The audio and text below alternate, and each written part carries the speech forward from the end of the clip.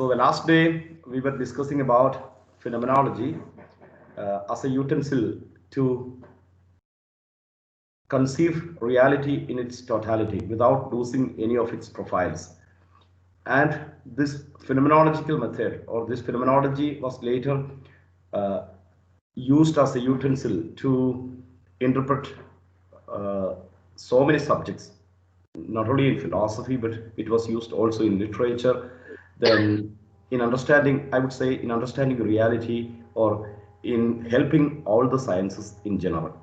So, the phenomenological approach would be seen in interpretation of literature, then, of course, in understanding philosophy better, in understanding the world better, in understanding social realities better. So, it has got a great impact in the 20th century, and we are very much concerned about its impact in philosophy and also in literature. So today we would focus on the history of existentialism and then of course the phenomenological method employed by great existentialists like Sartre and certain other philosophers.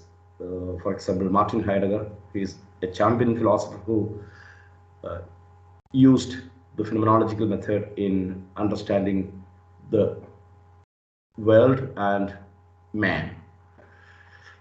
Well, let us start with let us start with existentialism. Of course, when I speak about existentialism, sometimes I would concentrate on the philosophers like Sartre and Albert Camus. Both of them are French philosophers, and of course there is also one German philosopher. Of course, there are so many existential philosophers, but we have to focus on the theoretical part of existentialism, and we have to deal with existentialism as it differs from one philosopher to other. And you see, Martin Heidegger, he's an outstanding philosopher. He is also considered as an existentialist, but his philosophy is not a kind of existentialism as in the case of Sartre. Anyway, I will include Martin Heidegger as well, but Heidegger would be dealt with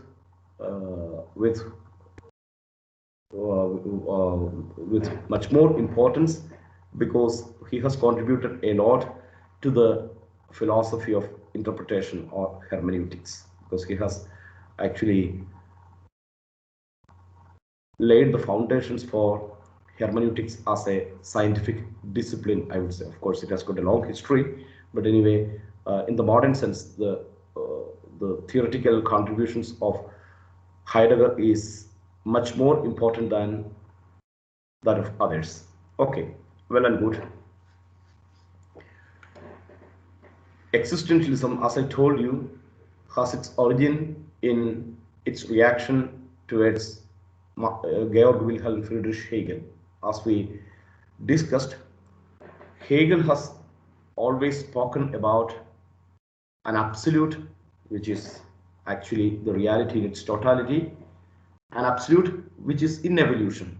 For Hegel, the absolute is evolving, and all the individual entities, including the human beings and the human rational capacities, they do contribute a, a part, or they do contribute something partially to the development or to the evolution of this absolute. Apart from this partial contribution, the subject does not play a vital role in the evolution of the absolute itself, because the absolute has got an inner principle, or it has got an inner reason in it, which is called the Geist or Weltgeist or the world spirit.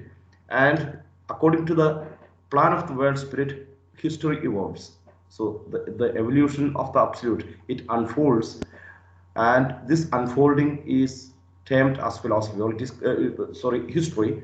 And therefore the individual reason or the individual spirit does not contribute much in the evolution of the absolute. Of course, it's a part of it, but it is not the author of that evolution, or it cannot play a vital role or an important role in the evolution of the absolute. So this is one of the points of disagreement for the post-Hegelian philosophers. And the man who criticized at first Hegel was a Danish philosopher. His name is Soren Kierkegaard. You might have heard his name. His name is Soren Kierkegaard. Well, I would write his name here.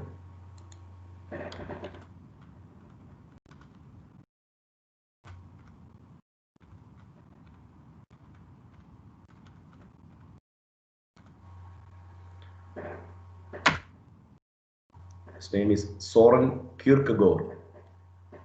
He's a Danish philosopher who lived in the 19th century. Even though he laid the foundations of existentialism, this existentialism flourished in the 20th century through the writings of French philosophers and literary figures like J.P. Sartre and Albert Camus. Well, let us focus on Soren Kierkegaard in brief. As far as Soren Kierkegaard is concerned, he would say the subjectivity is lost in the Hegelian philosophy. We have discussed about it. So in order to retrieve subjectivity in philosophy, he would focus on subjectivity in his literature. Therefore, he would say that all the principles, including he would even go to the extreme.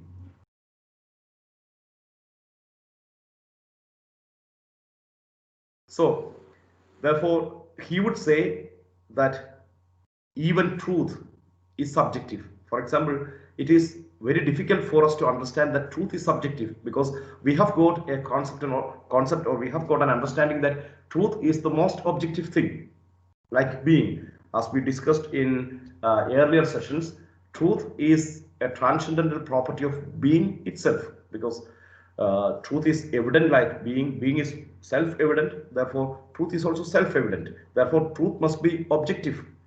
But Soren Kierkegaard would say, no, truth is subjective. So that is the exact point where we have to focus on. He has written quite a lot of literature, and in his literature, he would always say that we have to deal with reality in a subjective way. We have to be very passionate. So the passionate approach to reality is the speciality that we find in Soren Kierkegaard. For example, if you read his Fear and Trembling, then his philosophical treatise called Either or even Concluding Unscientific Postscript, in all these books we would find this subjective approach and passionate approach. Even towards truth, you must have a passionate approach. Even towards the world, we must have a passionate approach, not a rational approach. So he is not in favor of a rational approach. Whereas in Hegel, we would find the rational approach as the culminating point of philosophy. That's why we found in the absolute mind, there are three steps: the thesis, antithesis, and synthesis. Those three steps in absolute mind are art, religion, and philosophy. So in art, it is the reality or the ultimate reality is conceived as beauty, whereas in religion it is conceived as God, and in philosophy it is conceived as truth. So philosophy is a search for truth, and it is an objective inquiry, whereas Kierkegaard would say no, it is a subjective inquiry, and passion cannot be ruled out, and passion plays a very important role in philosophizing. Therefore, he would say one can even go beyond the traditional norms, and one can even go beyond the traditional concepts about beauty. So the traditional norms about ethics, for example, one can surpass the traditional norms of ethics because of his passion or commitment towards something that he has perceived as dearest to him. So he might have conceived or he might have perceived something as the dearest fact in his life, the dearest thing in his life. For example, in religious commitment, a man who is very much committed religiously, for him his religious dogma or the person whom he adores as God would be the source of reference or the point of reference for all the actions. So all his actions would be shaped by his passion towards that person or his passion towards that ideal.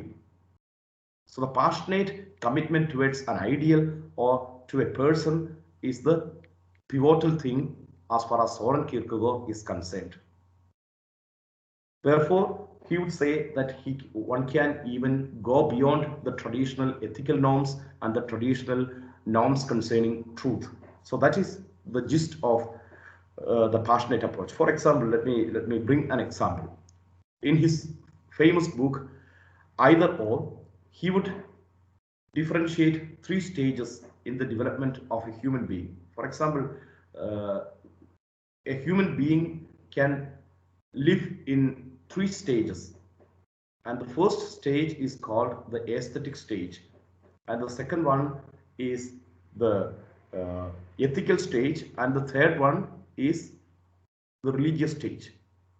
Of course, he was a Protestant philosopher, and he was also deeply committed to his Protestant religious faith. Therefore, he would approach all things from the point of view of against the backdrop of his religious commitment or his faith commitment.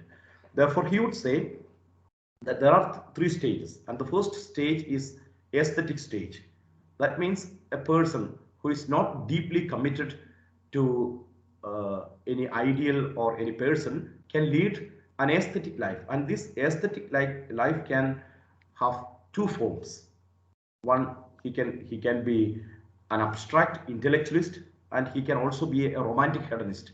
And what is the meaning of romantic hedonism? That has got a special meaning in Kierkegaard. He would say that he would not be satisfied by any kind of enjoyment. For example, you might have seen certain boys or certain young fellows who would always scroll between so many interesting things. So uh, they cannot keenly pay attention to one thing. For example, when they hear music, after 1 minute they would change the music. They will skip to another music because they cannot find enjoyment in one music. After hearing for 1 minute, sometimes they would skip and they would jump to another music. So that is called the romantic hedonism. They cannot enjoy this world for a long period of time. So they want to focus on different kinds of enjoyment. Once you focus on different kinds of enjoyment, or once you jump from one enjoyment to another, that style is called romantic hedonism. Hedonism is the philosophy that deals with human pleasure. No, you know it. So therefore, he is a romantic hedonist. Kierkegaard would say. Then, otherwise, in order to escape from this deep commitment, because the actually the human life should be of a deep commitment, and in order to escape this deep commitment, sometimes he would adopt the style of an abstract intellectualist. That means he would ratiocinate everything, and he would lead an abstract intellectual life. That means he would speak about certain things that goes beyond our heads, goes above our heads, and then he would always conceptualize things, and thus he would escape from the concrete commitment. So in order to escape from the concrete commitment, he would lead an abstract intellectual life. So there could be two ways of leading an aesthetic stage. And the second stage is the ethical stage.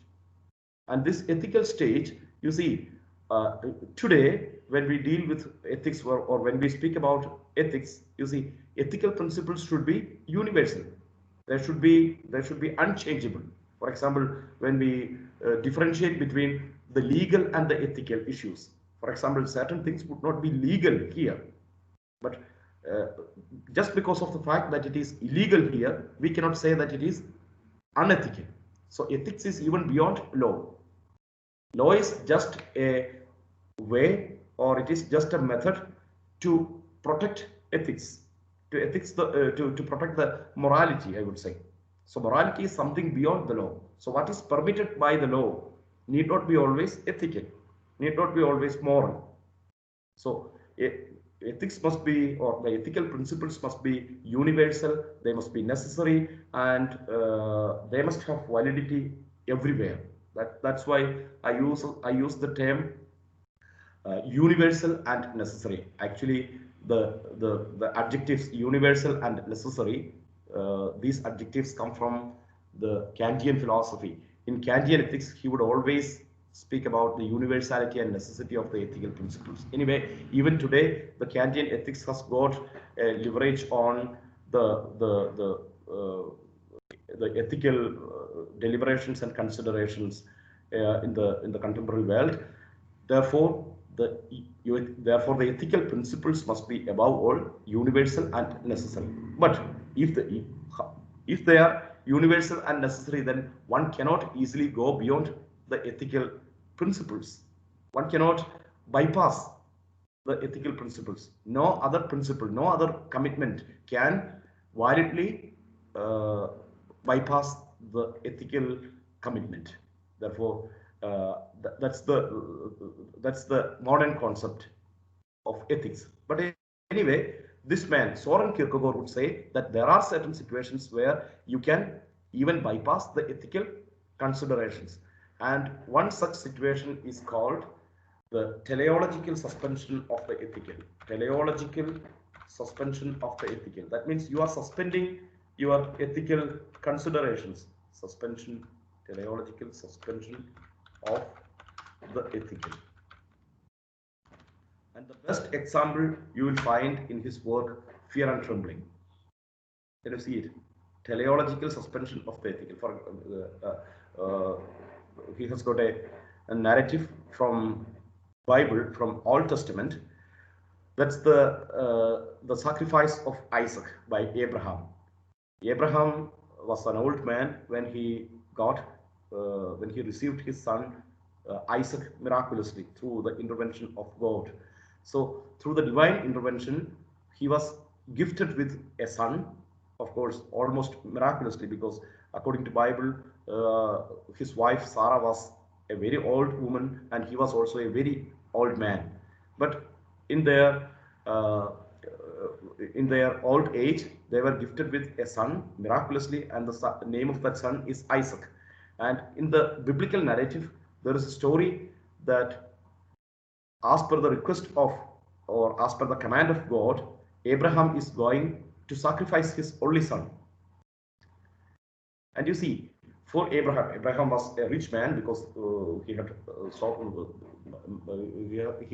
has enough land and so many possessions. So he was a rich man. But as far as this Kierkegaard would say, as far as this Abraham is concerned, for him the biggest possession that he has is his son. If he loses his son, then all his property is valueless. It doesn't mean anything to him.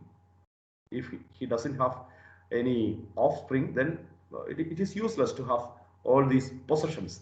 Therefore, actually, when a person is asked to sacrifice the only son, one and only son, one and only offspring, then everybody would fear and tremble before such a command. So actually, Abraham is supposed to fear and tremble before the command of God. When he listens to the command of God, then he has to fear and tremble. But anyway, Abraham does not fear and tremble. That is what is meant by the title Fear and Trembling. So without any trembling, without any fear, Abraham is going to sacrifice his son. And actually, you see, to sacrifice a human being, to take the life of a human being, to kill a human being, no matter whether we call it sacrifice or something else, it is evidently unethical. It is not a good deed. It's not a good action. It cannot be promoted.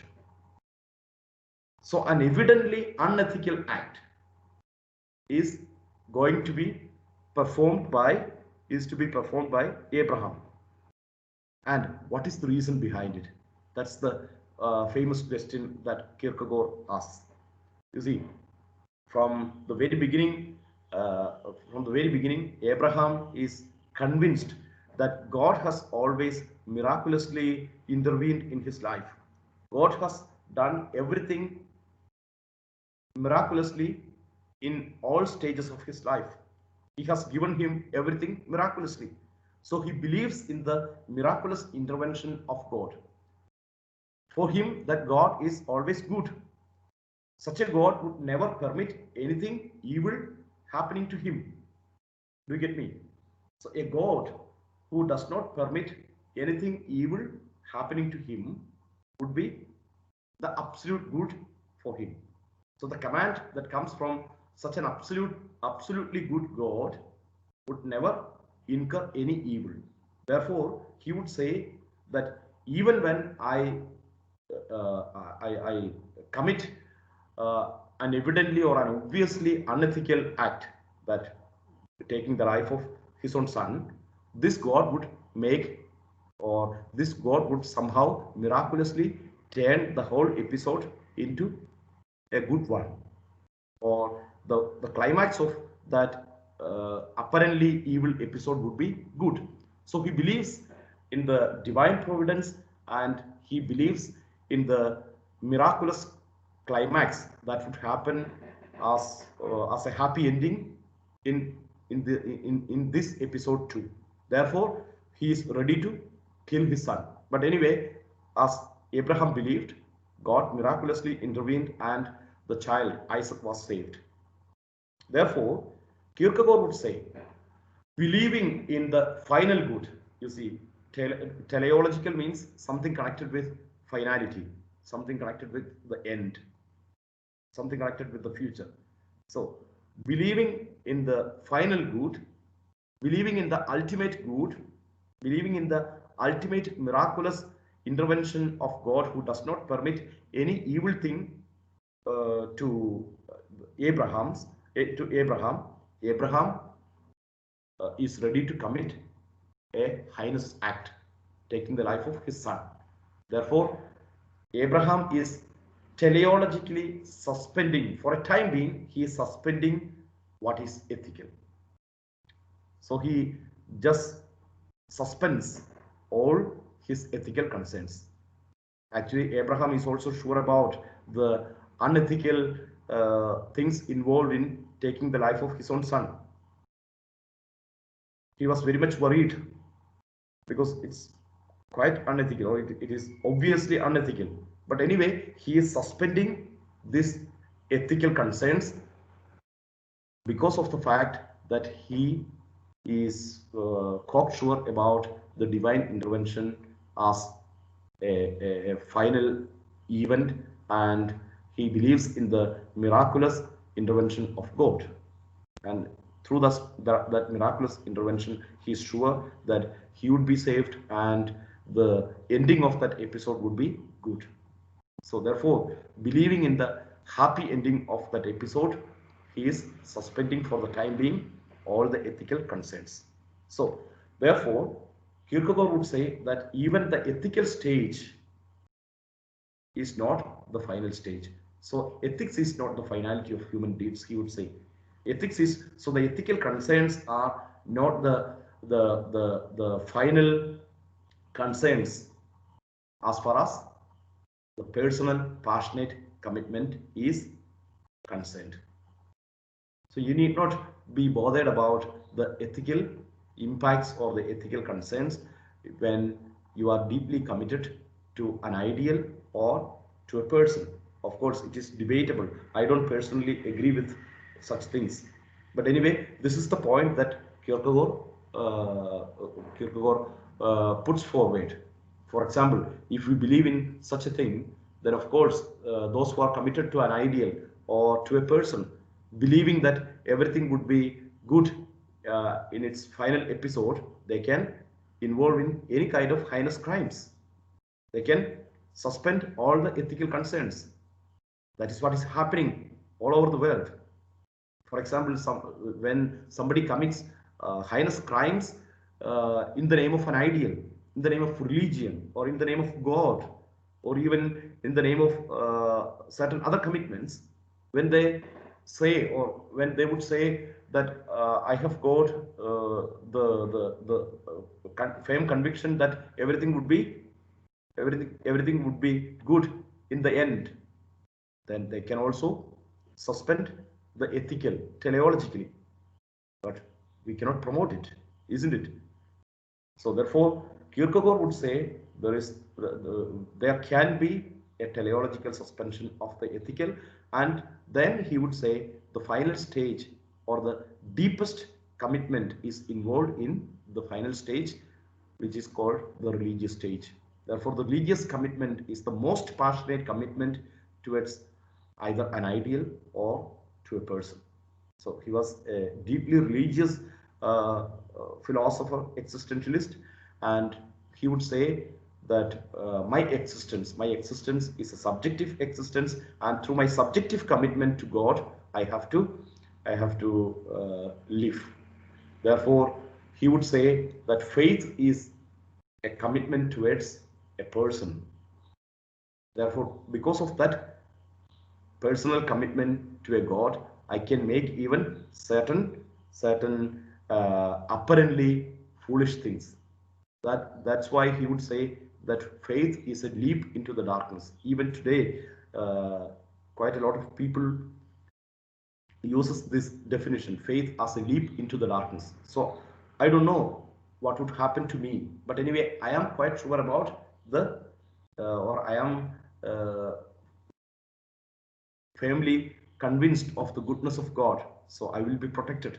That's why I dare jumping into the darkness. So faith is a leap into the darkness, according to Soren Kierkegaard. So this is a passionate commitment. So in the personal life, in the subjective level, you have to display a passionate commitment either to an ideal or to a person. Therefore, his existentialism, where he promotes the subjective existence instead of an objective involvement or an impersonal involvement in an objective process called the evolution of the absolute, one has to lead a life that is subjectively committed with passion. So the passionate commitment, the subjective commitment is of prime importance in the philosophy of Kierkegaard. Then later he would also say that our commitment towards truth is subjective because truth is not an objective thing. You see, the same danger is there too. In his concluding unscientific postscript, he would say that faith is an objective uncertainty that is held fast in an appropriation process of the most passionate inwardness. This is how he defines truth.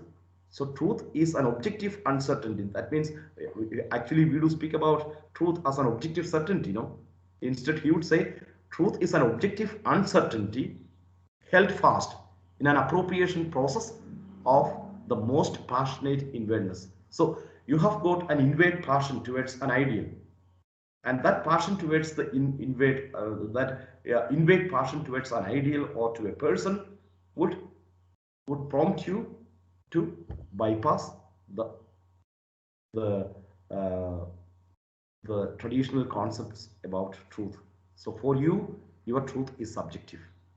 For example, if you have gone through my article about the post-truth age, the certainty and truth in the post-truth age, I had referred to that article, and I think I have shared the PDF file in our group. Then you will always find certain references to concluding unscientific postscript in that article. So faith is a subjective commitment, and truth is also a subjective commitment. So truth does not have any objective content according to him. You see, if somebody considers truth as a subjective commitment or an objective uncertainty, just as a personal certainty or a subjective certainty, then everyone can have his own certainty, his own truth, and he would do anything according to that certainty. And the resultant situation would be very dangerous, and that's what is happening even today. So in that approach also, I don't agree with Soren Kierkegaard. I have got strong reservations against Soren Kierkegaard in that sense, because the ethical concerns must be objective, and the concerns about, of course, we cannot access truth in its fullest sense. I do agree with uh, Soren Kierkegaard. No one can have access to truth in its fullest sense, because our knowledge, our capacity is limited, as Kant rightly said. Our capacity is limited, so we cannot access truth fully. But at the same time, our commitment towards that truth should be objective. No one can entertain a subjective approach to truth. At least there should be certain objective concerns about truth. The agreement between my judgment and the objective fact, or the fact outside the person who makes the judgment. Such correspondence must be there. The correspondence between the judgment and the existing thing. All these things are the requirements for judging whether a statement is true or not. Actually, we are not concerned only about the truth value of a statement. No, truth as a reality.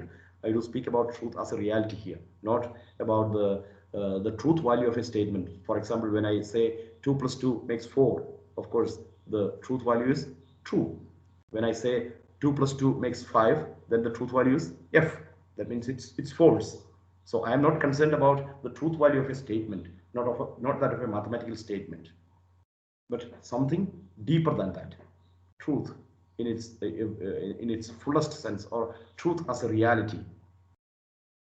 It should not be merely considered as a subjective business. Anyway, this is a strong criticism against Soren Kierkegaard. But anyway, he could write very beautifully, and he is also considered as one of the greatest champions of existential philosophy. Therefore, his existentialism consists in the protest towards objectivity, objectivity in truth, objectivity in morality, and so on. But anyway, this has generated a lot of impacts in the coming century, in the 20th century. So his protest against objective norms, where it was taken by, or it was adopted by the 20th century existentialists like Sartre and Camus, and almost all the existential philosophers. Therefore, they would also protest against objective norms, but their writing is something different, because once they start protesting against the objective norms, then they would also protest against the biggest objective norm called God. Therefore, their existentialism would always presuppose a kind of atheism, or atheism proper, I would say. So when we move to the 20th century atheism, we would come across the German philosopher, of course. Even though I call him a German philosopher, actually he was not born in Germany. You see, in the 19th century and in the early 20th century, the concept of nation should be or the nationalities and the national feelings and the national identities must be understood in a different way. For example, when I call a man German, then of course I do mean the people who have got a German lineage. He was born in Prague, in the modern day Czech Republic. But anyway, this Franz Kafka, he also has got a subjective approach, or an existential approach in his literature. And you see, existentialism in its nutshell is actually the concept that objective norms, they do come only after my existence. For me, my existence upon this planet, my existence in this world, it counts, it matters. The objective norms about what I should be like, how I should behave, all these things are of secondary importance, or of no importance, either of secondary importance or of no importance. So that's the gist of existentialism.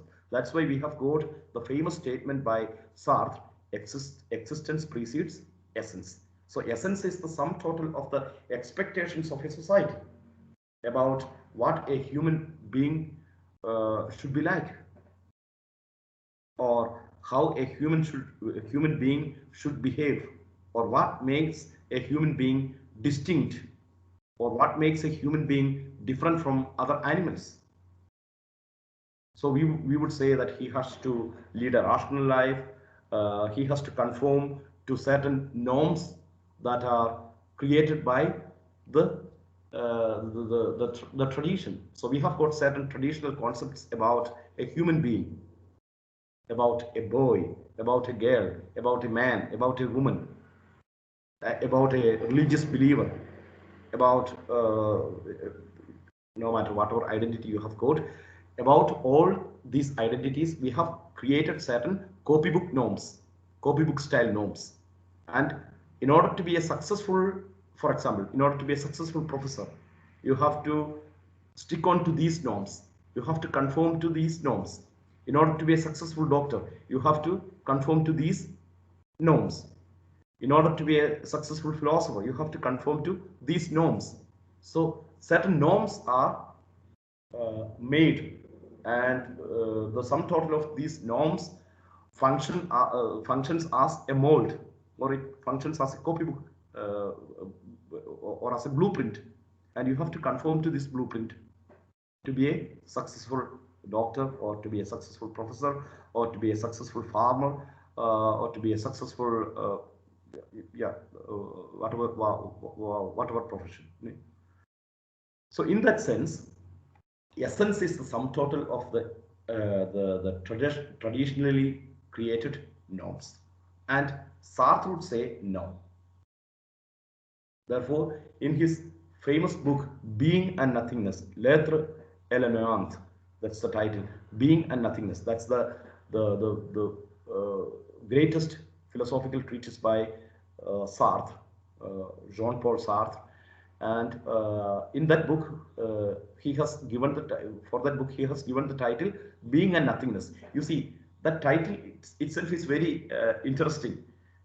When I lecture on Sartre, I would always say that that's my impression, it's my personal comment on Sartre. Actually, the title should be read as Existence and Existence Alone, or Being and Being Alone. Being and Nothingness means being and being alone, existence and no essence. For example, being denotes existence. So existence and nothing else. So being and nothingness means being and being alone. Existence and existence alone. Existence and no essence. So that's the meaning of being and nothingness.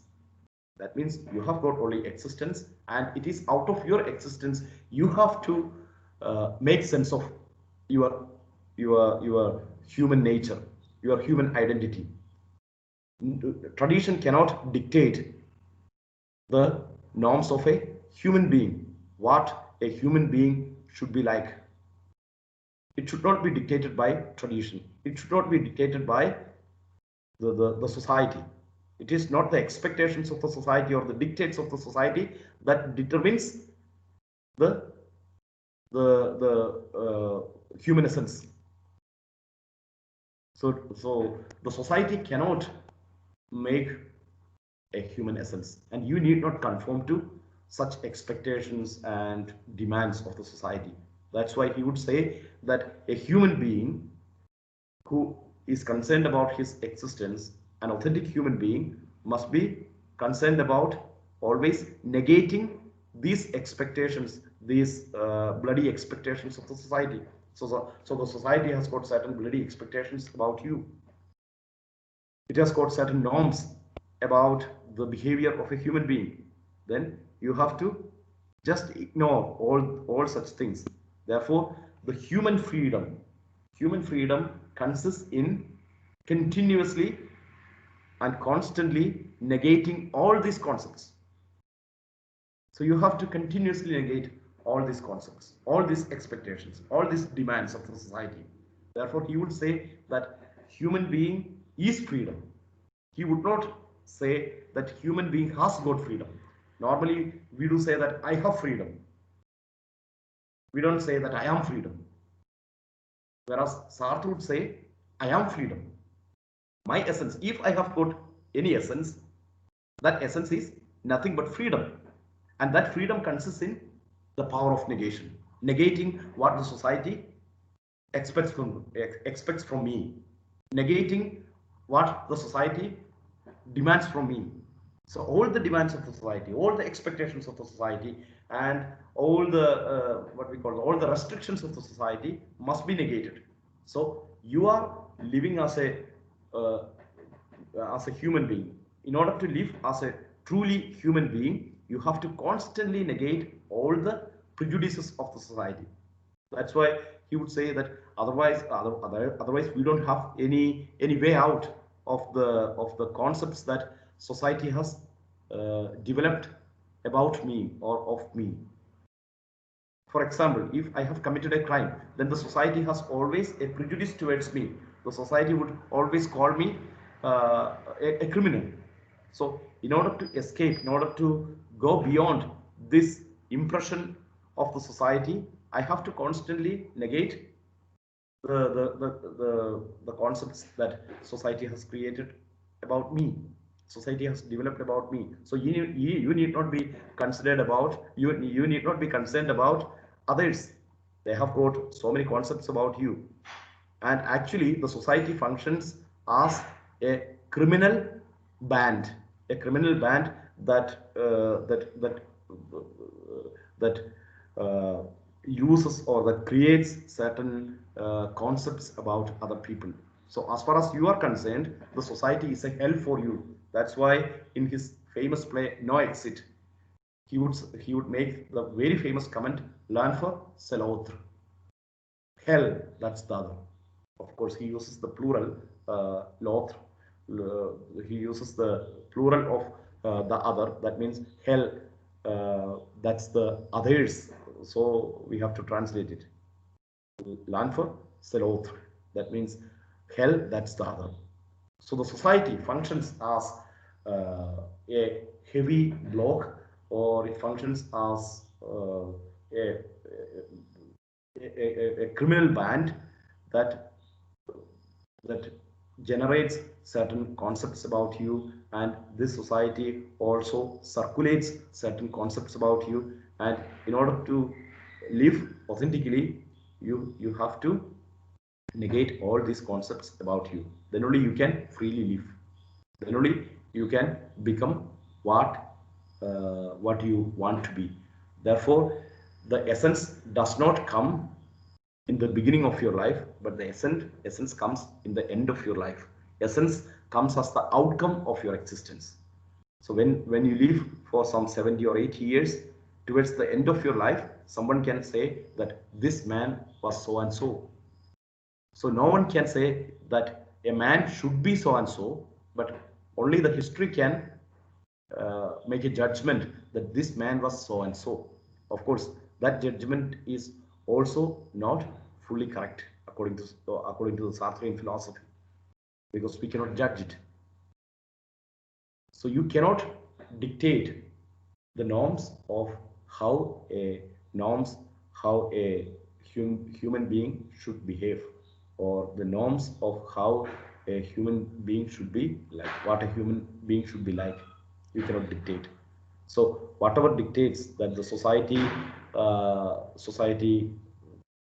brings to you must be constantly negated, must be negated uh, in the very beginning itself.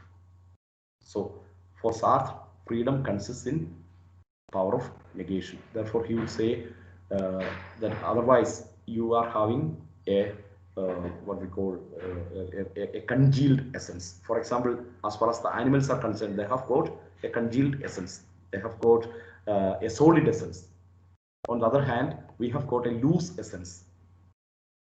Power of negation makes you, or your freedom makes you a loose, being, a flexible being. On the other hand, the animals, they cannot have a recourse to such kind of flexibility. For example, we have discussed so many times that they cannot make any choice. On the other hand, you can make choice. So with this freedom, you can negate the traditional concepts, the traditional norms.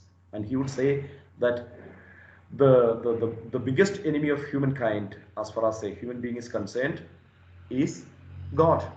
Because in relationship with God, or with respect to God, the society makes so many norms. Therefore, uh, as a prerequisite, as a postulate of the, the free existence of human being, God must be denied. That's why he promotes a kind of postulatory atheism. In order to develop his existentialism, he needs a God who does not function as a what we call a formulator of the blueprints. So God is the greatest formulator of blueprints, and or the norms of human existence, or the blueprint of human existence. Therefore, a God who creates essence, a God who makes or gives dictates about the human existence essence, must be dead or must be denied. Therefore, postulatory atheism is found in the Sartrean philosophy. Then, of course, Sartre has contributed a lot to the development of literary theory too, because Sartre has written a famous work called What is Literature, where he does differentiate between prose and poetry. You know it. You know? Anyway, we are not very much concerned about his text, What is Literature, but we are concerned about the philosophical content of of his literature. His fundamental philosophy is is the consideration that human beings must always negate any given norms, any traditionally formulated norms. So, in this negation, you are finding your essence. So, if you have got an essence, that essence is this power of negation alone. Negation is your essence. To negate the traditional concepts, the traditional norms. Therefore, freedom consists in negation, in power of negation. Sometimes it is also translated as the the isation of the French word neantization. For example, the title of his famous book is L'être, of course, it is with apostrophe, L'être et le néant. Therefore, being a nothingness, therefore, it is also called, instead of negation, some philosophers or some writers would also call it neantization. Neantization. So, power of negation can also be called as neantization, or the, of course, it means simple negation, negation of the traditional concepts. Therefore, he would say that it is neither the bipedalistic locomotion nor the stereoscopic vision that differentiates a human being from other animals, but it is the real power of negation. It is through your power of negation that you become a human being. Constantly negate what the society speaks about you, what the society has conceived of you. So you must negate it. Interestingly, you can find certain parallels between Nietzsche and Sartre. You see, in Nietzsche also we discussed about the transvaluation of all values. That means the traditional value system must be turned upside down, according to Nietzsche. That means a negation of the traditional value system. That's what is meant by Nietzsche's Umbertung aller Werte, or the transvaluation of all values, or the devaluation of all values. And the same thing is happening here through the power of negation. So the power of negation is actually organically connected with Nietzsche's transvaluation of all values. That's why I told you while discussing on Nietzsche, that Nietzsche has got a great impact on the 20th century literature and on the 20th century philosophy. So there is a striking parallel between the neantization, or the power of negation, and the transvaluation of all values. So Sartre is also in another way speaking about the transvaluation of all values. Of course, when Nietzsche speaks about the transvaluation of all values, he is referring to the re-establishment of the age-old, the Dionysian value system, or the classical value system, where power governs everything. On the other hand, he doesn't even speak about power. Nothing should govern you. Nothing should govern you. So it's just a kind of nihilism, I would say. So what you become is your essence. What you become towards your towards the end of your life is your essence. So your essence is not something that precedes your existence. On the other hand, essence is something that follows your existence. That's why he would say that existence precedes essence.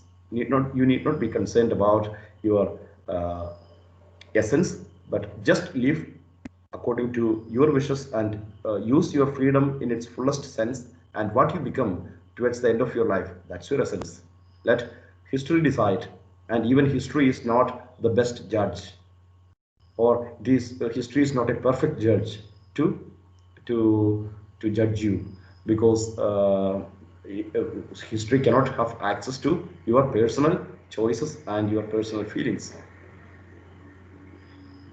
Well, this is the gist of the philosophy of Sartre, and you see, once we move to the next philosopher, Albert Camus, he would also uh,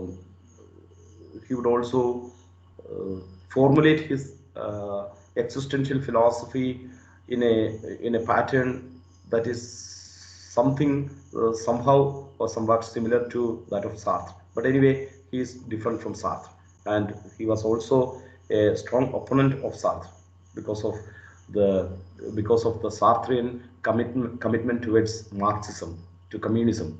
Sartre was a strong supporter of communism, whereas Albert Camus, he could not support communism because he was quite aware of the evil things that happened in Europe due to the influence of communism. Therefore, in that sense, I would say Sartre, Camus was a bit more responsible than Sartre, or he was a bit more committed towards truth.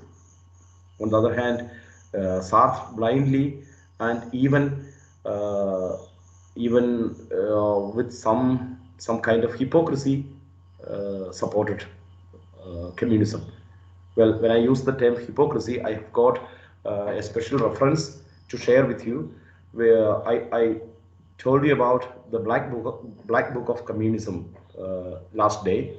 And you see, in the last book of in the Black Book of Communism, in its preface, the editor would say that uh, even though Sartre came to know that communism is a false ideology, he was not ready to remind the people about the falsity of communism.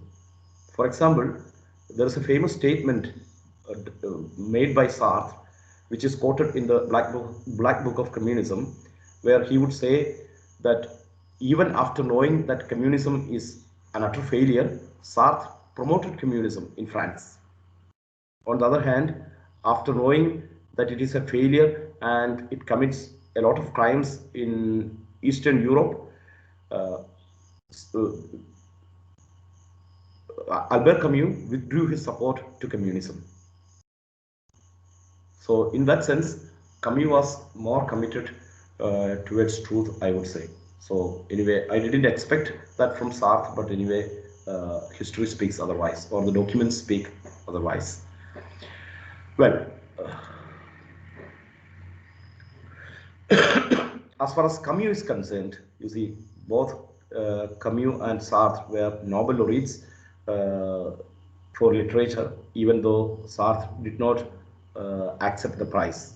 He declined the Nobel Prize. In 1964, he was awarded Nobel Prize, but he declined the prize on on certain personal grounds. And Camus was also a recipient of Nobel Prize. And you see, the speciality of Camus is his analysis of the nature of this world. He was also an existentialist in its proper sense, but his analysis of the nature of the world, the material world, that is something very remarkable. You see, in his myth of Sisyphus, in his rebel, then of course in his the outsider or the stranger, its original is L'étranger, he would always speak about the rational man dealing with an irrational world. For example, as a rational being, a human being would always seek meaning from this world. But this world cannot give you any rational explanation. This world utterly disappoints you because it cannot give any rational explanations to your queries. You expect rational responses from this world, but you don't get any rational responses from this world. On the other hand, this world is irrationally responding to your demands. Therefore, he would say that in our engagement with this world, we are doomed to be disappointed always. The outcome of our engagement with this world would be a kind of despair. And he would say that this feeling, that feeling is a nauseating feeling. That means I expect something more from this world and I don't get what I expect from this world. And this nauseating or this feeling of disappointment is called the upset. That means I will have to judge this world as upset. Then he would say that this world is constantly disappointing me through its irrational responses or foolish responses. This world is giving me certain responses which are quite contrary to my expectations, and that feeling is called the feeling of upset. You might have definitely come across his concept of the upset. So in gist, the feeling of upset is that the human beings, rational beings, expect rational responses from this world, and we don't get such rational responses from this world. And that feeling, that nauseating feeling, is called the upset, feeling of the upset. And then, of course, he would also speak about as a corollary to this feeling of upset, he would also speak about rebellion, metaphysical rebellion. For example, he has written a famous book with the title The Rebel. In his book The Rebel, he always speaks about metaphysical rebellion. So in order to lead a meaningful life, it is next to impossible to lead a meaningful life in this world. But still, you have to constantly fight against this irrational world, and you have to find meaning in your fight against this irrational world. In the Plague of Camus, you would find the same fight against the irrational world. And also in the myth of Sisyphus, for example, the character Sisyphus in Greek mythology has got certain similarities with our Naranath Phrandan. And he would also he would also climb up the hill with a stone, and then he would put down that stone from the uphill, and then he would just laugh. So he is actually doing an apparently senseless thing, but by doing an he's actually uh, he's actually challenging this irrational world. If you are responding to me as a rational being, I expect rational responses from you, but as an irrational world, when you respond to my rational queries in an irrational way, then I would also do things in an irrational way. So even when I do certain apparently irrational things, actually I am challenging you, or actually I am telling the world that the best response to your irrationality is the same kind of irrationality, the same kind of irrationality. So we will have to find another meaning for our life, and that meaning is the social commitment and such things which we would find in the plague. For example, in the plague also we would find this irrational response of the world. For example, by the spreading of the plague, actually no one can give any rational explanation for the spreading of plague, like the COVID-19, uh, like the COVID-19 plague, the virus of plague. It is also spreading throughout Oran, the town in Algeria, and no one can give any rational explanation about it. But there, you see, the character is finding an explanation, or he is satisfied in doing certain selfless service to the people in his social commitment. So he finds meaning for life in his social commitment. So social commitment can sometimes give you uh, a certain amount of meaning. Otherwise, this life is meaningless.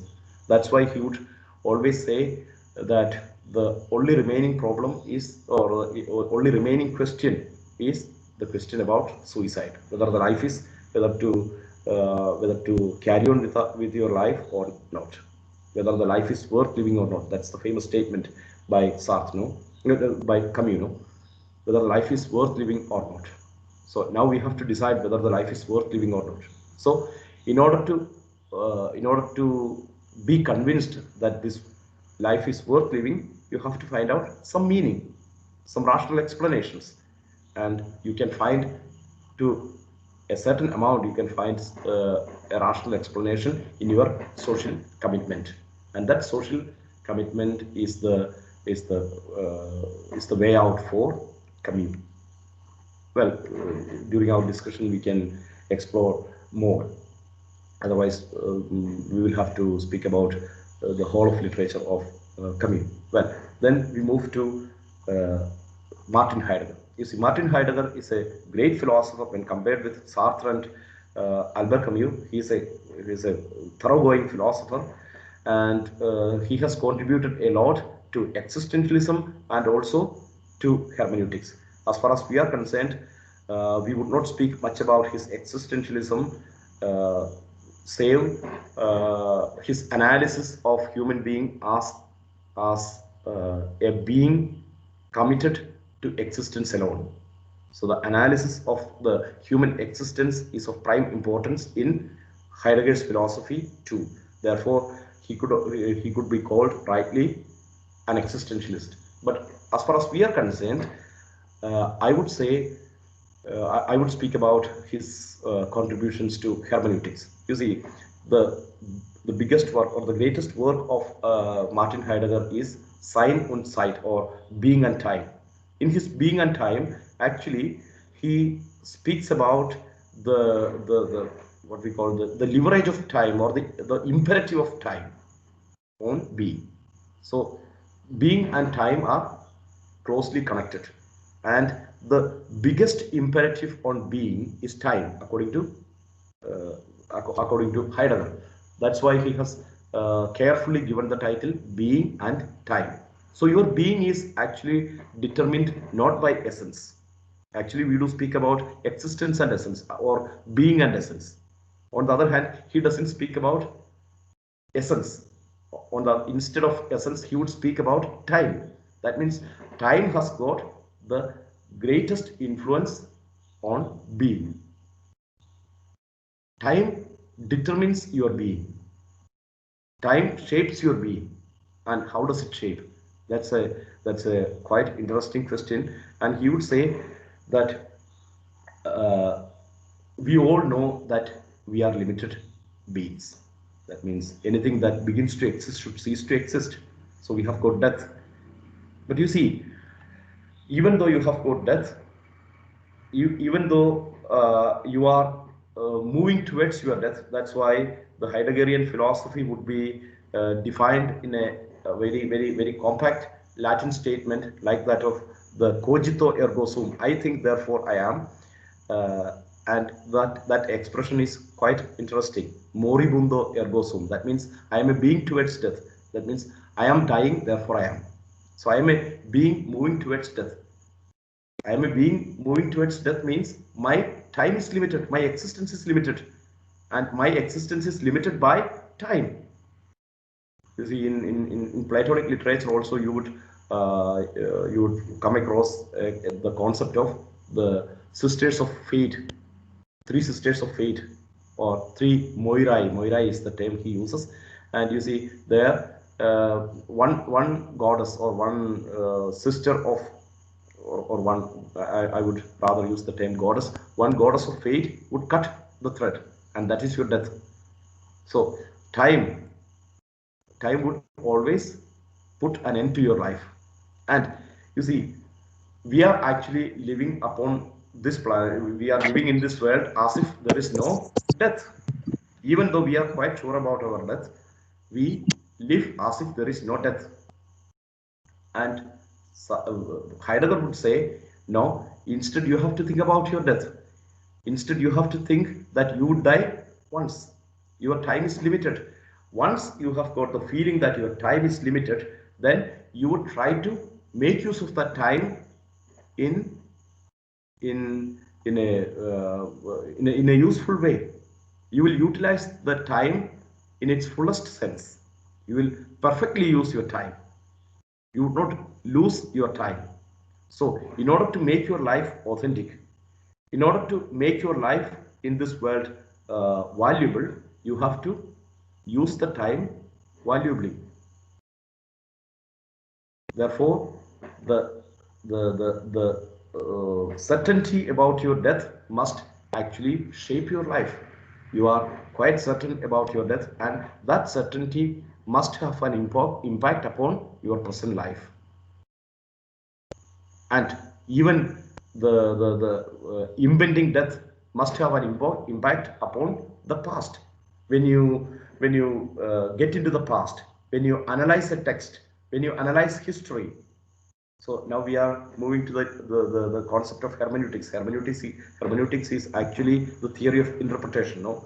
And the most famous definition of or the principle of hermeneutics is established by Martin Heidegger in his 1924 essay, The Concept of Time. Actually, it was a speech that he delivered in Marburg Theological Society in 1924, and later it was published as a book. Of course, it's a very small book consisting of some 25 or 30 pages. I don't remember the exact number of pages, but anyway, it's a very short essay because it was actually delivered as an address, as a speech.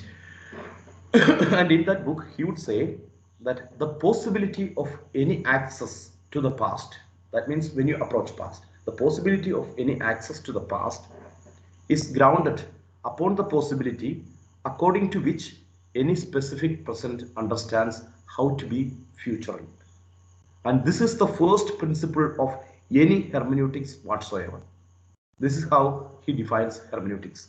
And this is the first principle of any hermeneutics whatsoever. So the time has got three phases: past, present, and future. You see, you cannot make any choice about your past. Your past is past. It's gone. It's gone forever. So you cannot make any present choice about your past. You cannot reshape your past. No. So the past is gone. So right now, in the present, you can make choices. And when you make choices, you must have future in your view, what I should be in the future. And with that view, you have to approach past. So when you read a text, when you analyze a text, when you analyze an event of history, or when you analyze a piece of literature, then of course you must have future in your mind, in your view. So future or death. So I am moving towards death. Towards death. That's why I have used the famous term moribundo ergo sum. I am dying, therefore I am. So death is impending there, and therefore the impending death must shape my present decisions, my present choices, and that choices can be done with respect to past.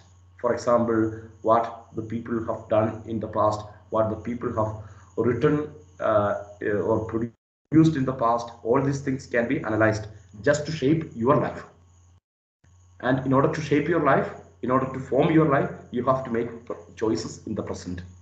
So the past literature, the past art, even the history has got only one role: to help you to make choices to shape your future.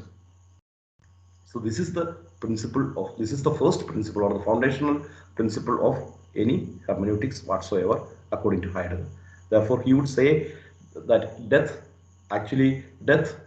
puts an end to all your enterprises, uh, all your efforts. But still, this death can shape your life. It can make your present life so intense that you would never lose any moment. That's why he would say that even when you speak about death as the tail end of your life, this uh, death can have great impacts upon you. That's why he would say that death is a possibility. That's why he says that death is that possibility which makes all other possibilities impossible. With death, all your possibilities are dead. You cannot have any more possibilities because you are dead. But at the same time, the knowledge that you are going to die and you will have death shapes your present, and it will also shape your future. So you can make good choices because of the conviction that you will die once. You will definitely die once. On the other hand, the animals cannot do that. Therefore, he would say that death is that possibility which makes all other possibilities impossible. Actually, death becomes a possibility only when it can have impact upon your present choices. For example, there is a famous piece of literature by Victor Hugo, "Le dernier jour d'un condamné." That means the last day of a condemned. Most probably you might have come across that work, and you see it refers to the last day of a man who is condemned to death. And in that book, Victor Hugo would say that once the death warrant is given to a condemned person, then of course, most probably he would be utterly disappointed. He would not have any energy to do anything because death is so certain for him, and sometimes he would be utterly uh, desperate, of course. But at the same time, he would also speak about another possibility. Sometimes, well, by knowing that my life is so limited that I have got only 48 hours more, or 72 hours more, or 1 week more, sometimes he can engage in certain activities so intensely to shape his life. That means to finish all his commitments and so on. So the communication about the exact point of your death, actually that is the biggest punishment. For example, we all know that we would die once. We will have to say goodbye to this world, but we are not sure about the time. That's why we are living happily in this world. But once the exact point of your death, exact time of your death is communicated to you, then you will be utterly disappointed. Of course, when somebody says me that you would die in 2060 or 2070, okay, this is quite long a period. Then of course I can live as if there is no immediate death. But at the same time, once the time of death is communicated, and when that time is so imminent, then of course it will it will make you disappointed sometimes, and sometimes it can also shape your life, and that is the biggest punishment also. So normally, once the death warrant is given and once the time of execution is communicated to a person, such persons would be behaving in a very strange way. We have examples of such persons or such things that happened quite recently in India, no? Those persons who were convicted or condemned to death in the case of Nirbhaya, and they behaved so strangely. They were not even ready to eat because for them that eating doesn't make any difference. So you you must have certain hope for the future, otherwise you wouldn't even eat. So that's what happened to them. Well, I just uh, told you that quite accidentally. Anyway, you see, so the communication of the end of your life, the communication that you would die, would have a great impact upon your present. So the present is shaped by the future, and it is with this this aim of shaping your future you must approach past. So when you analyze a text, when you get into a literary text, you have to have in your mind the projects about your future. So the projects about your future is actually shaping your present. So that is the first principle of any hermeneutics whatsoever according to Heidegger.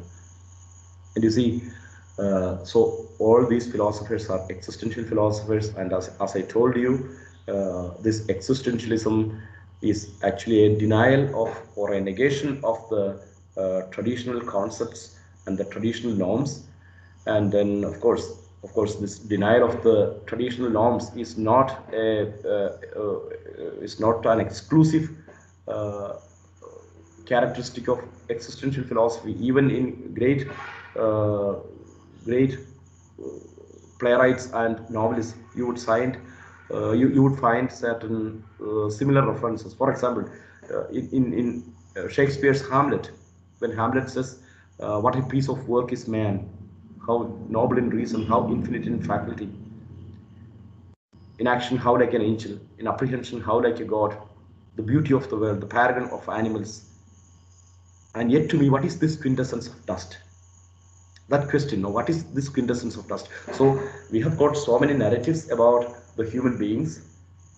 Sometimes it would be religious narratives or literary narratives or even scientific narratives.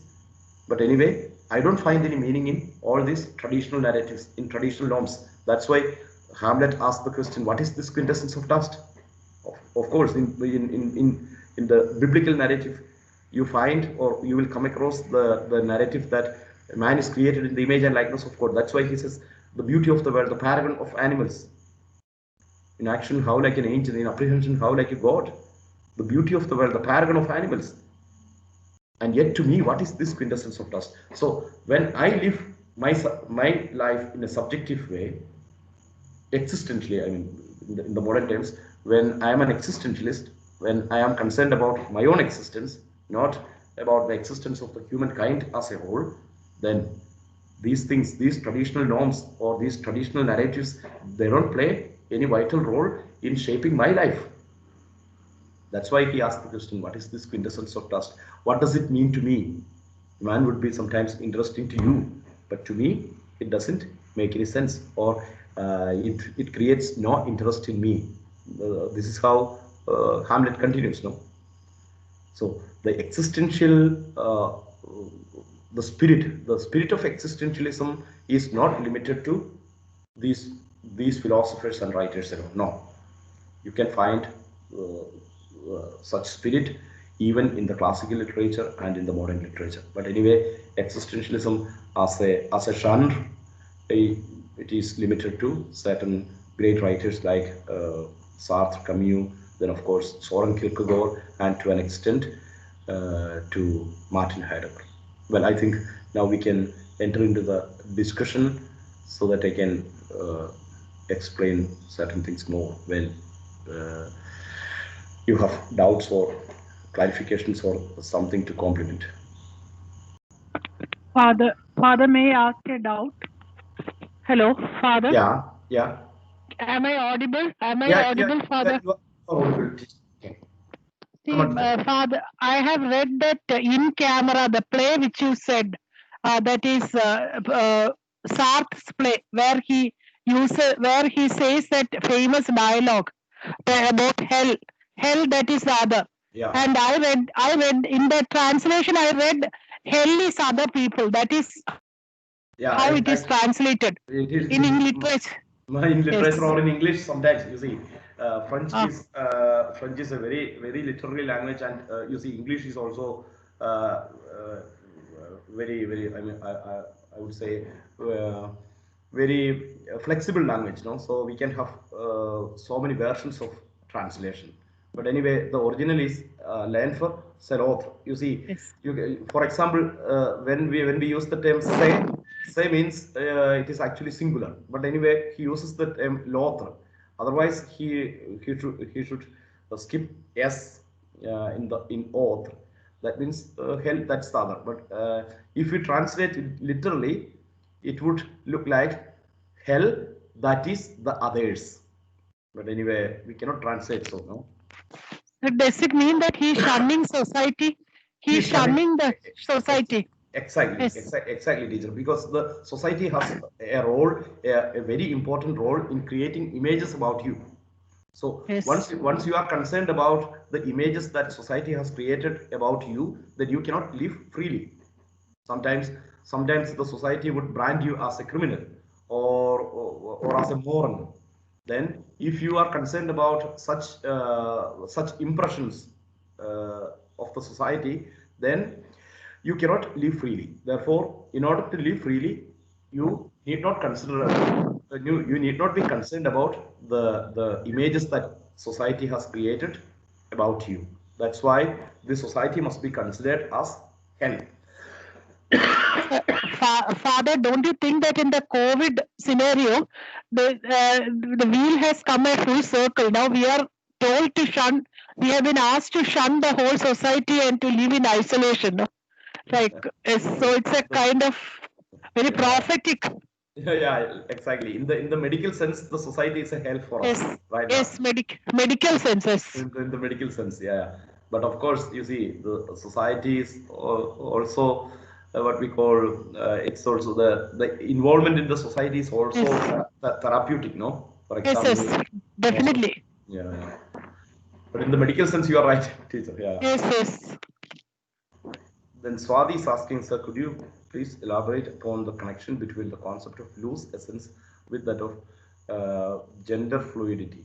You see, the loose essence, you see, Swati, uh, when I speak about the traditional norms and concepts or the traditional narratives, no, then of course, almost all these narratives are also uh, flavored by a kind of patriarchal attitude or phallocratic. In the modern literature, we use the term phallocratic. No, the phallocratic and the patriarchal flavors are always found the in the uh, in the norms that are created by society or the traditional norms. So denying the traditional norms means also denying these gender prejudices too, because you see, actually we have in gender fluidity, actually we have to deal with the difference between sex and gender. No, gender is more of a uh, more of a social importance, while sex is biological. No, so of course, sexually, men and women are different, but at the same time, certain roles are certain social roles are associated with uh, both these sexes, and that's a construct of the tradition, that the uh, that the that the women are not capable of doing so and so. On the other hand, men are capable of doing so and so. So such constructs are social constructs or traditional constructs, I would say. This is a social construction. And then when we speak about the gender fluidity, that we have to clearly distinguish between sex and gender. So the socially assigned roles to sex, that is a social construction, and when we analyze it in when we analyze it from this point of view, then of course the negation, the power of negation would also include the negation of the gender prejudices, the gender prejudices. Then of course it would lead to a kind of gender fluidity. Am I clear to you, Swati? Or do you have any more doubts? Because when we speak about certain queer interests or feminism per se, of course, we can deal with it. And you see, Swati, if you are interested, you can also access my article in academia.edu that was written a couple of years before. I think it was written 2 years ago when the Supreme Court verdict came about the homosexuality. Then you can access that article from the PDF file from academia.edu, Sooraj George Pittappillil, where you will find quite a lot of references from classical philosophy and modern philosophy pertaining to gender equality and gender justice and even gender fluidity. Of course, it was written in Malayalam and you can access it. Excuse me, Father. Yeah, yeah. Father, in this regard, can you tell me how phenomenology comes into play in this regard? Gender fluidity, how does phenomenology respond to it, or can it be used? Because Yeah. at the onset of the course, you said phenomenology is used by various critical theories. Yes, yeah, exactly. Exactly. You see, so in order to, you see, now, for example, the gender prejudice that is existing in the society, when we analyze this social situation, we have to allow this social situation to speak for itself. So without any prejudices, we have to, of course, there is gender prejudice, but when we approach the fact of gender prejudice that is existing in this society as a social phenomenon, then we have to analyze it without any prejudices in our mind. So how it came, how it evolved. So let the social situation itself, or let the present situation itself narrate its autobiography. So this prejudice came in such and such a way, and when it narrates in such a way, then of course we will have a phenomenological approach. So the phenomenological approach is actually concerned about narrating the autobiography, or the or in allowing the object to narrate its own autobiography. That's why I told you about phenomenology as the object narrating its own autobiography. Of course, you will perhaps not find such an explanation in classical books, but this is the way how I interpret or analyze or approach phenomenology. So in phenomenology, you just allow the social fact or the social situation or a thing to narrate its own autobiography, its own history. Okay, thank you, Father. Here is a question from Mr. Vinod Kumar. Why did Soren Kierkegaard put faith in the virtue of biblical God, though a close study of scriptures does not testify it?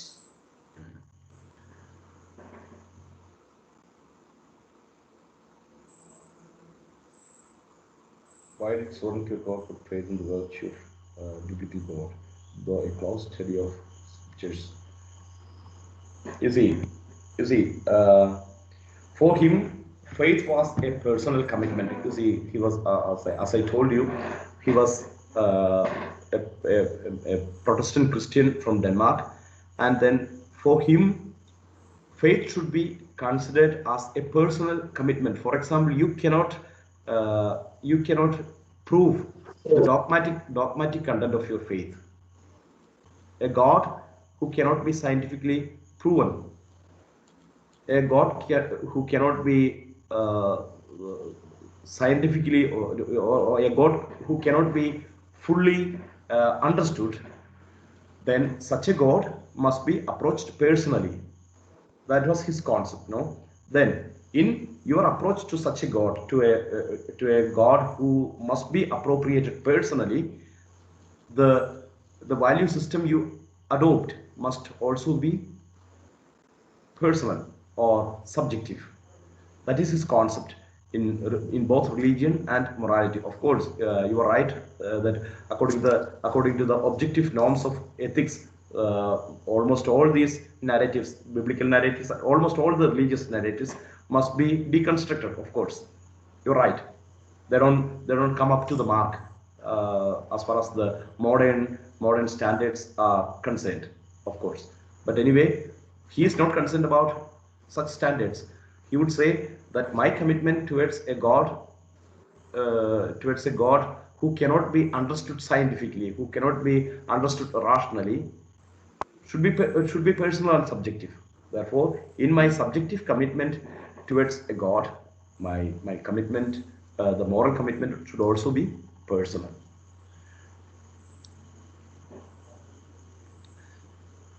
Yes.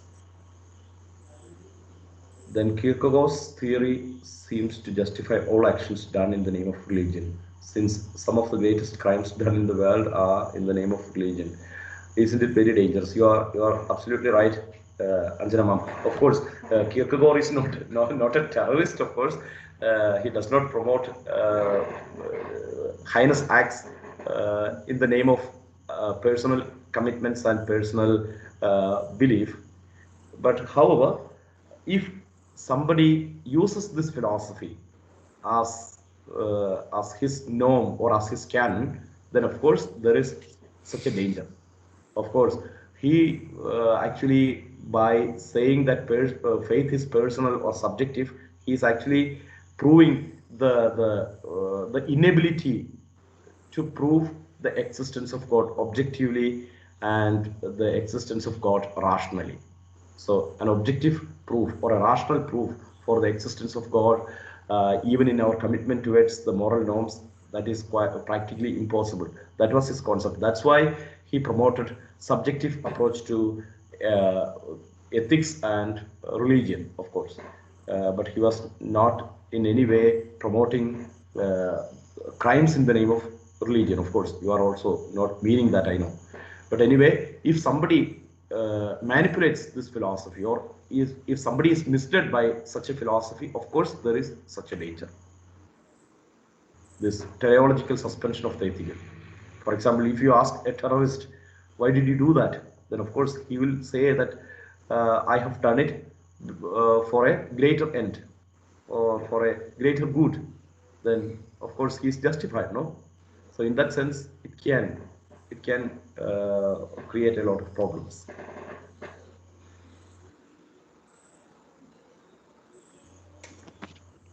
Father, would you call this existentialist kind of anarchist?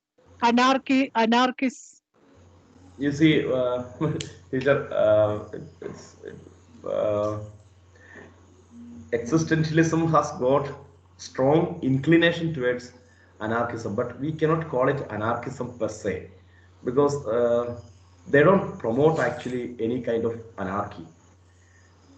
On the other hand, they promote freedom. You see, all the main philosophers of existentialism, they developed their philosophy as a post-war phenomenon. No, after the Second World War, the world they saw was quite different from the world they dreamed about in the beginning of the 20th century. So such sharp contrast between the dream and reality actually created such a response, such a wild response, I would say. So actually, they are not promoting anarchy, but on the other hand, or I would say, they were actually responding to the meaninglessness of the narratives that prevailed in the beginning of the 20th century or before the war. For example, you see, the world view is also changing, no? For example, they cannot trust anything. They cannot trust anyone, not even a political leader, any ideology. So to put trust in a single ideology, that it would be an emancipative ideology or a political system that is uh, that is meaningless.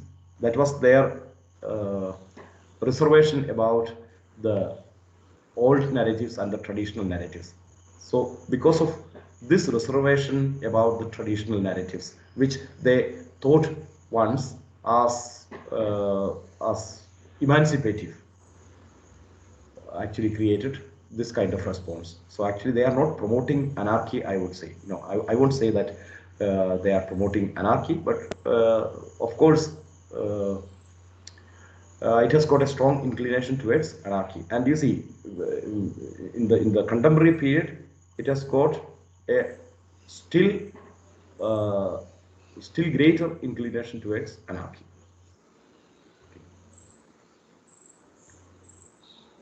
Yeah, you are right. Their disillusionment with the world and society led to existentialism. Yes.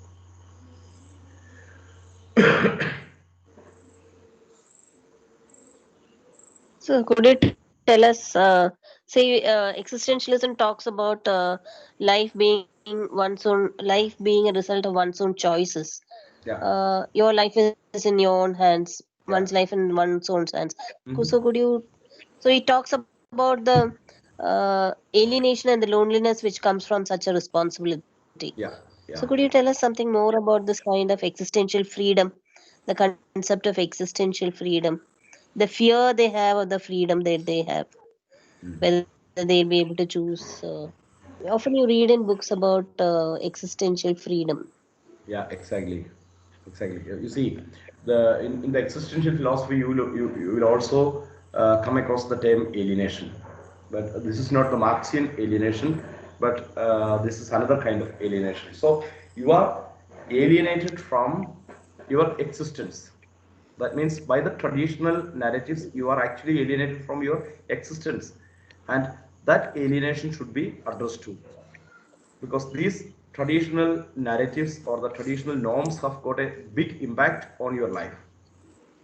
And right now, in order to lead a successful life, you please don't be bothered about the traditional narratives. You have to just defy them. And by defying these narratives, you have to find out a meaning for yourself. So, towards the end of your life, what you become through your freedom, through your choices, that is what you are.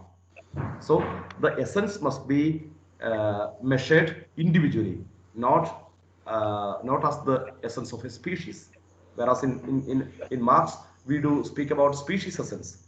There is no species essence in existentialism. We do speak about only existence.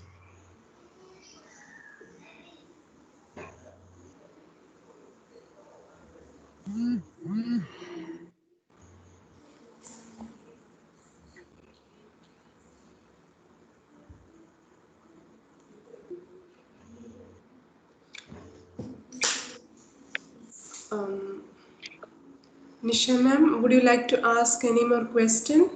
Yes, one more question. So could Okay. you tell us something more in detail about this term essence? Existence precedes essence. Yeah, okay.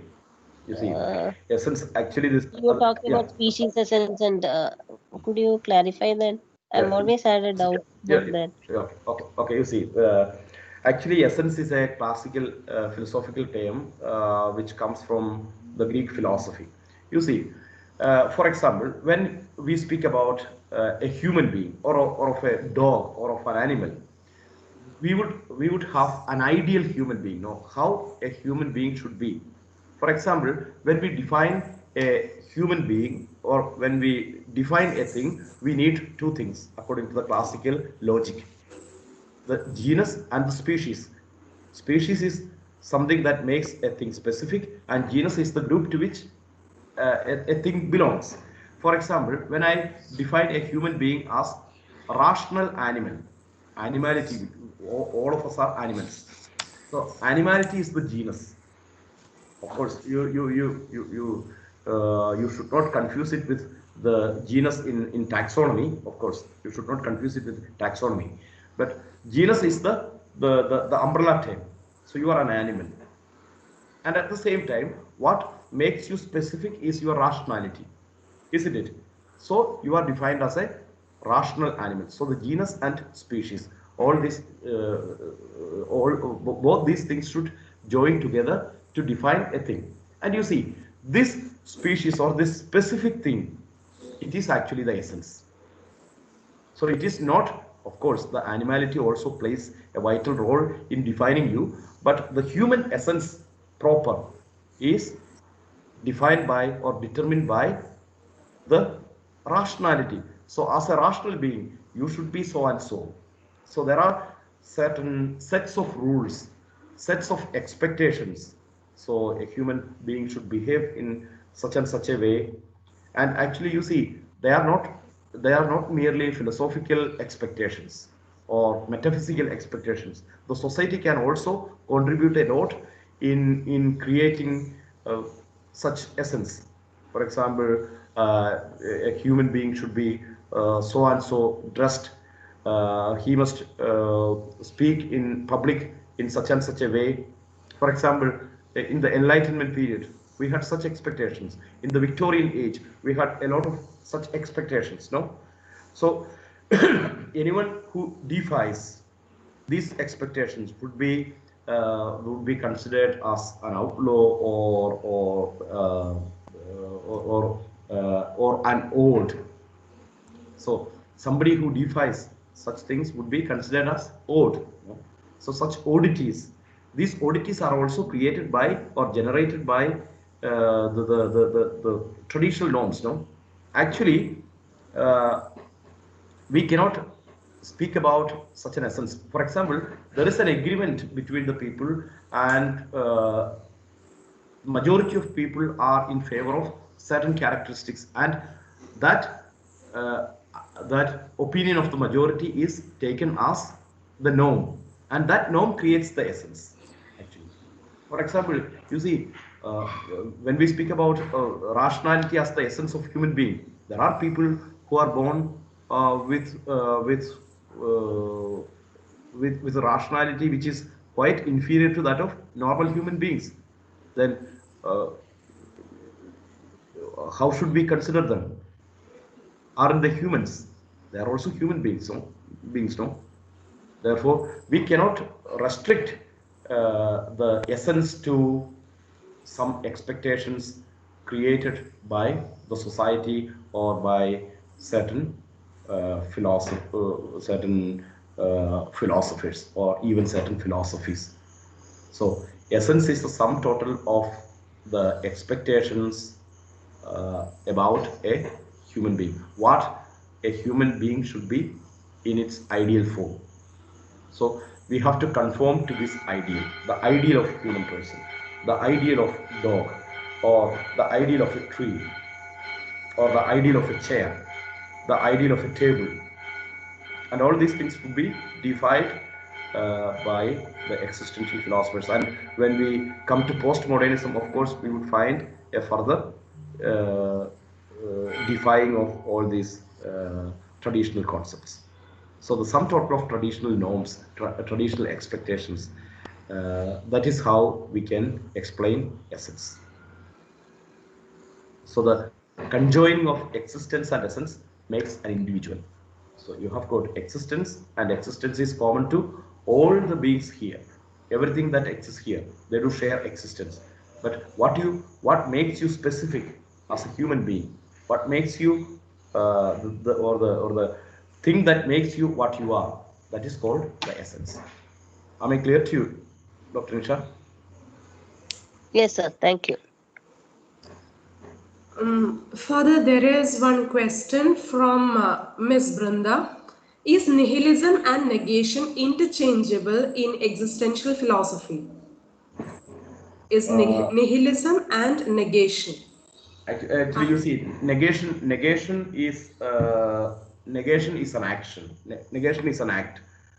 You have to constantly negate the traditional norms or the traditional expectations about you in Sartrean philosophy. On the other hand, nihilism is the result of such a system of philosophy. Nihilism is the resultant situation that is generated in the society due to such attitude or such actions. So negation is an action, and nihilism is the situation created due to negation, constant negation, due to constant negation.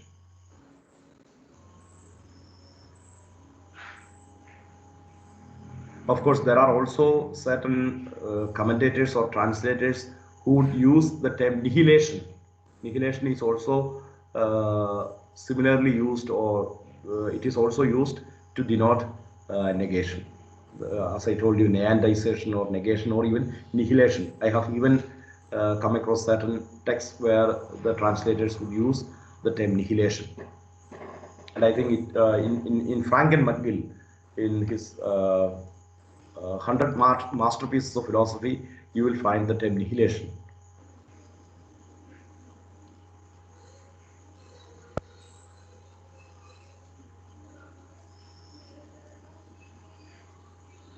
Father, please could you type that book's name? Please could you type that book's name? Name of the book. Okay, masterpieces of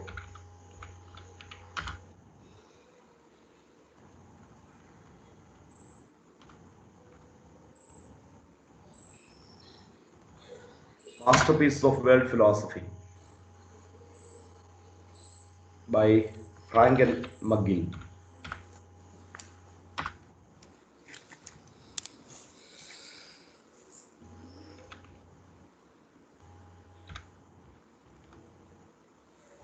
Frank and McGill.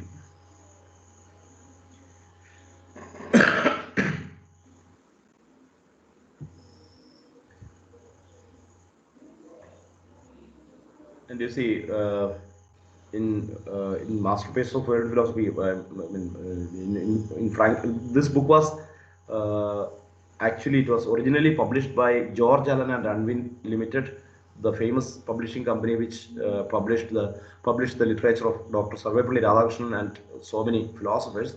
But later, I think the group was liquidated by some other group, and right now it is published. I have got a recent edition of this book, and it was published by HarperCollins. So I think right now HarperCollins has engulfed the whole publication group of George Allen and Unwin. But during my philosophy days in university, some 15 years back or 20 years back, I had always gone through the edition published by George Allen and Unwin. But anyway, the new edition is not entirely different from the old edition. Of course, they have made certain additions, but anyway, it is not quite different.